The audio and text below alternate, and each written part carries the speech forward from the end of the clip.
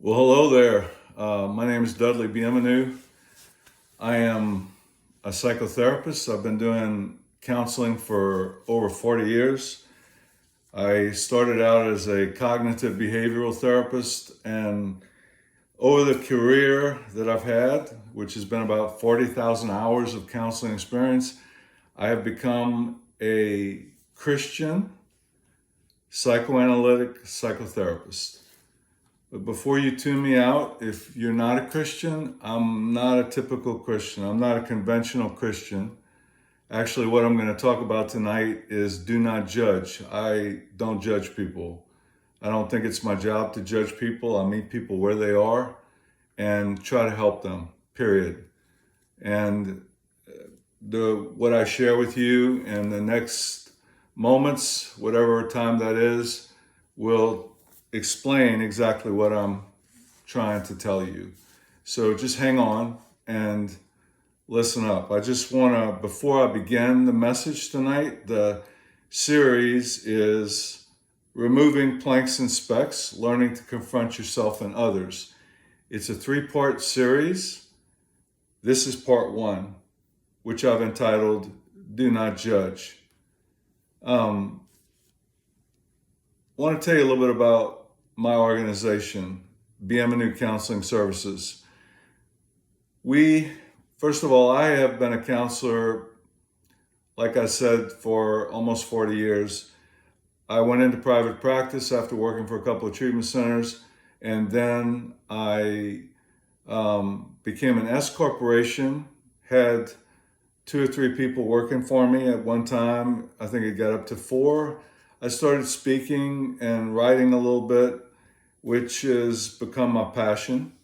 And then around 1998, I started raising money to help people supplement the cost of counseling. And in 1999, we became a nonprofit organization, a 501c3 charitable organization. And we put out a form each year which chronicles our accomplishments to our supporters. And I want to just tell you what we've accomplished in the last 25 years. First of all, at the top, it says we are a faith-based agency whose mission is to strengthen and support individuals, marriages, and families in Acadiana through professional Christian counseling, enrichment seminars, and the development of educational resources and materials, which we distribute and give away to a lot of people. First of all, professional Christian counseling. We've helped over 13,000 individuals, couples, and families over the past 25 years in about 92,000 counseling sessions. We have raised about $2 million. About 1.2 million of that was raised through an annual fundraiser, the Good News Golf Classic. In the last 4 years, it turned into an online fundraiser because the golf tournament was shut down due to COVID, and I got too old and too decrepit to play golf. I was a scratch golfer most of my life until I was diagnosed in 2009 with something called cervical dystonia, which when I use my right hand, my head kind of jerks to the right. You might see some of that on the video as I try to read and talk to you.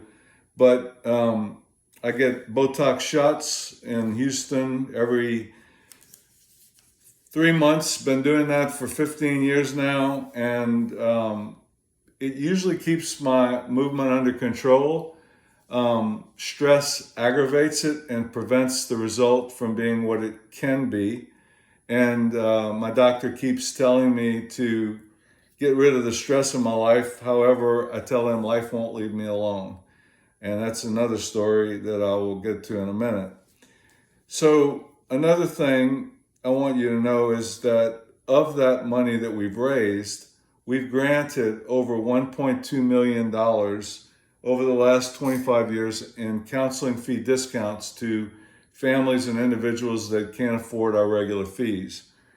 People that are in our care that come across hard times, get divorced, lose a job, or a student who just can't afford to pay the regular fees, that's who we use it for.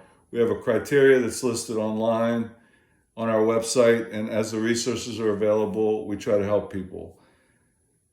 The other thing is, right now we have 3 counselors. We've had as many as 11, and over the course of time, in the last 25 years that we've been Bienvenu Counseling Services, a nonprofit organization, we've facilitated and I've helped to develop 16 professional Christian counselors, of which I am one. I would name the others, but I don't want to take a chance of upsetting anyone that may not want to be mentioned by name. But if you were in this area in Southwest Louisiana, in Acadiana and Lafayette, Louisiana, you would probably know all of them. Many of them have gone on into private practice or to create their own agencies.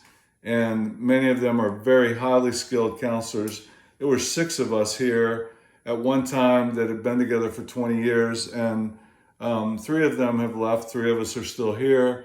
And there are some other younger ones that have gone on to work for other agencies, to go on to work in other industries and become leaders in their industries. And I'm just humbled. I didn't create these people. They came and developed themselves here by getting training and becoming experts at different things and made us who we are, along with all of the people and businesses that donated money so that I could do what I do. The other thing that money helped us to do was to do free enrichment seminars. And over the years, I've presented about 500 free seminars or enrichment programs to about 50,000 people. And I've conducted over 650 Bible studies over a period of 10 years to about 1,500 people. There was a female counselor here, a couple of them, who studied Terry Wardle and his material and went to Ashland Theological Seminary and did inner healing groups and then taught churches and leaders in churches and other counselors to do them.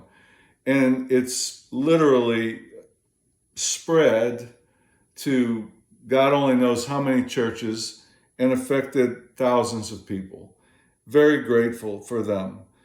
For 2.5 years, long time ago, I did a radio show every week with Wendy Christian on KPEL. Some of y'all remember 90.9 and remember Wendy Christian, and had a blast doing that. And all of that helped to put us on the map, as well as me writing 4 books and publishing 4 books and 6 DVD studies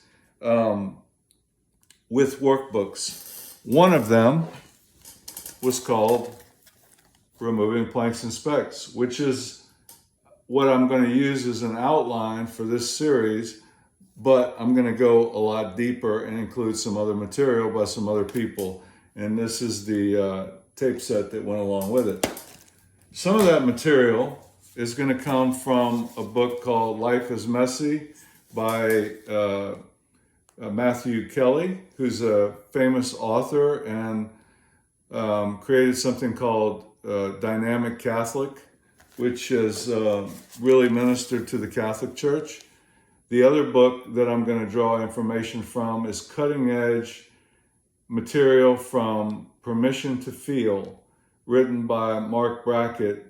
And in conjunction with Yale University, he created and is the founder of the Center of Emotional Intelligence and created an online app that you can download on your phone that I'll tell you about later, which is just a phenomenal thing and has revolutionized even the way that I think about feelings and dealing with my feelings, which is something that our educational system and the church, and they don't teach a whole lot about what to do about that. And most of us didn't learn in our families. So I'm going to get into that. tonight. Not tonight, in session 2 and 3 primarily. And then the last book is What Happened to You, which was written by Oprah Winfrey and a neuroscientist who also is a child psychiatrist, Bruce Perry. And they've been knowing each other for 40 years. He's been studying the effects of trauma on the brain for his whole life. And this book is a conversation between the two of them on the effect of trauma on the brain. And I'm going to get into all of that. And one of the reasons is because when I wrote and created this, probably in 2008, and actually created it before that, published it in 2008, it was a cognitive behavioral study that was Christian based. And it's very good. I mean, there's 8 lessons, there's 25-minute videos that go with these 8 lessons designed for a small group study. However, at a point in my life, somewhere between 2002, when we left the church because of some spiritual abuse, and 2007, I developed chronic pain that kept getting worse in my hip and lower back that nobody could figure out. And then I developed cervical dystonia when we were going through some severe marital problems and experienced our first separation, where my wife didn't want to live with me anymore because she felt unloved. And what I didn't know at the time was that I was experiencing trauma, and trauma was affecting me way more than I thought it was at the time. I had learned as a child, growing up in an alcoholic family, to deal with trauma by disconnecting from it, by disassociating, by going within, by cutting off my feelings. And I guess it worked up until my early 40s. And then when this stuff happened, this abuse happened, it stopped working. I also have a special needs daughter who's autistic and has got a mood disorder and is moderately mentally handicapped. And it literally takes 4 people to take care of her.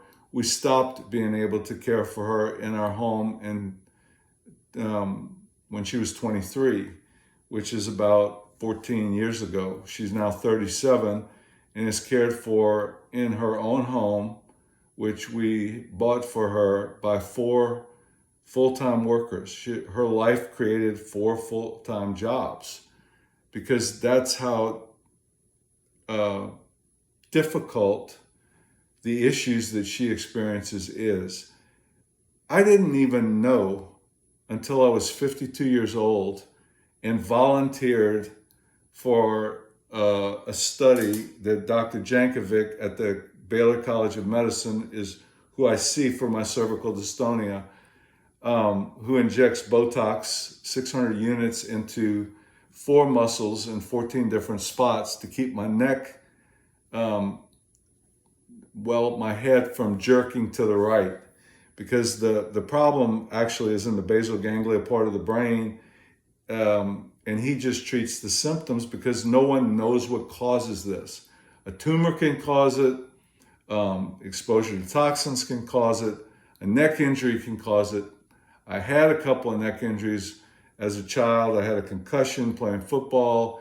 I had a wreck that I was involved in when I was 30. So who knows? But basically what he's told me is that he thinks it's genetic. And at some point in my life, it appeared. It has just started to appear in 2007. Got worse till I couldn't function anymore. When I would use my right hand, my neck would just start jerking to the right. And then it just started jerking to the right when I was sitting there talking to a client. And I went to see a neurologist. He injected me with Botox and it didn't work because he didn't do it right. And I was debilitated for 4 months. And while all this was going on, I started to realize that I had been traumatized. I had been in therapy. I'd been getting therapy since I was 28 years old. And I started seeing a therapist. I saw that therapist probably a total of 500 hours over 32 years until she finally passed away a couple of years ago, which was devastating to me. I've also seen about 7 other therapists. I've done about 5 week-long intensives with therapists. Did one with a guy in Colorado for a week, and then went back and did another week, and then went back and did 3 days. My wife also worked with him. I've done intensives with other therapists over an extended period of time, like I'm talking about days, where we worked on things. Did EMDR with a therapist for a week, every day for a week. And he was a colleague of mine, someone that worked for me at one time, and we traded. He did his thing with me, rapid resolution, trauma resolution, EMDR, and then I did my psychoanalytic psychotherapy with him. And hopefully it helped both of us, but it didn't totally cure me of my problems. And then about 6 or 7 years ago, some very unexpected things happened in my life that totally traumatized me, that I really can't even speak about because I'm too close to it. But I feel like God has been healing me from it now for about 5 months, and so much so that I wanted to speak again. And I just want to tell you, I haven't done this in 5 years. I've put a couple of videos online, but I haven't gotten in front of a live audience since 2019. So it's been about 5 years, and I got in front of a live audience last night and recorded this message that you're seeing today. I just wanted to re-record it in a more succinct way under better conditions because I had a little problem with the tech devices I was using last night.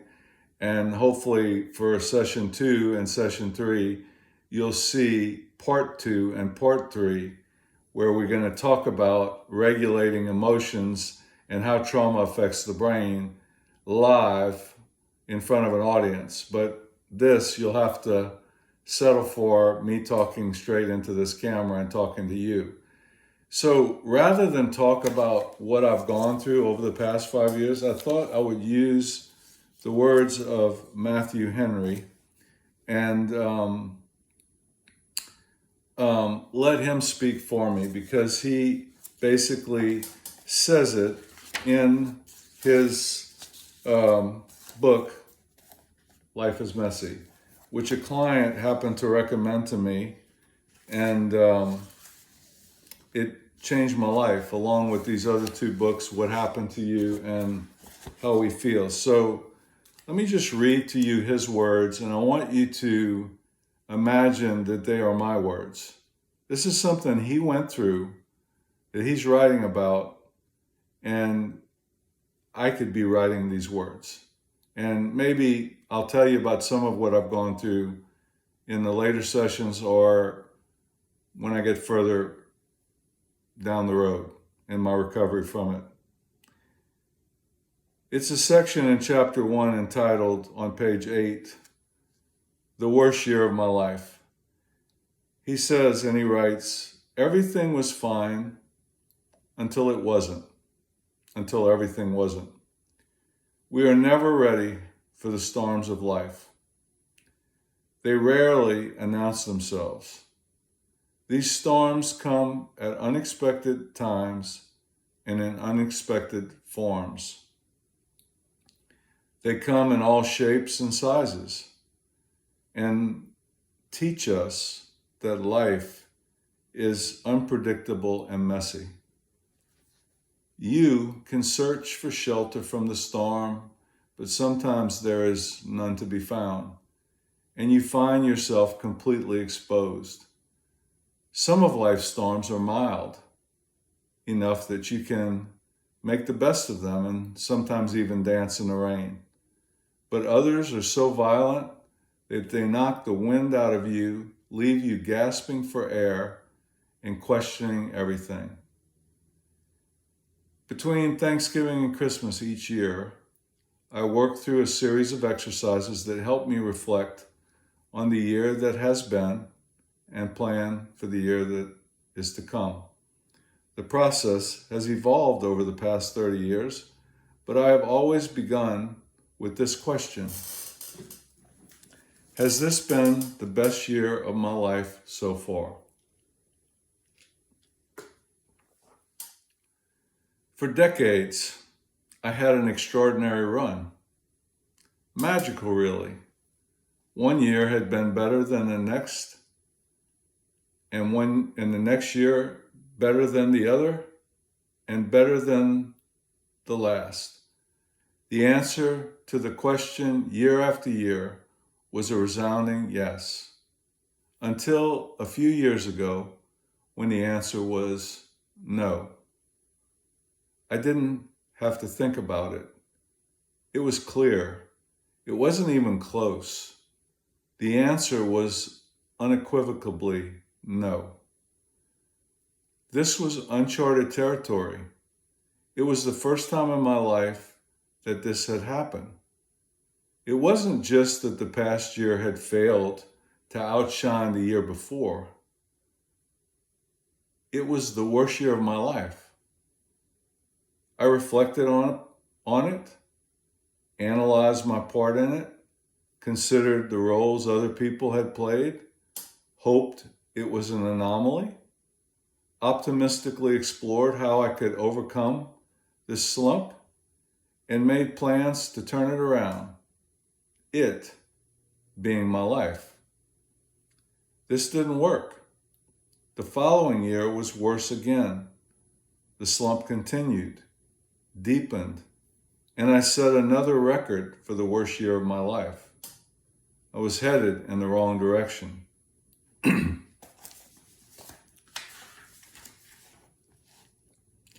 And I was afraid.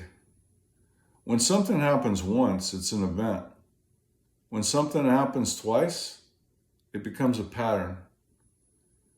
Disappointed but not broken, I retrieved some lingering hope from the depths of my being, bandaged up my battered ego, and put together a new plan to restore the trajectory of my life.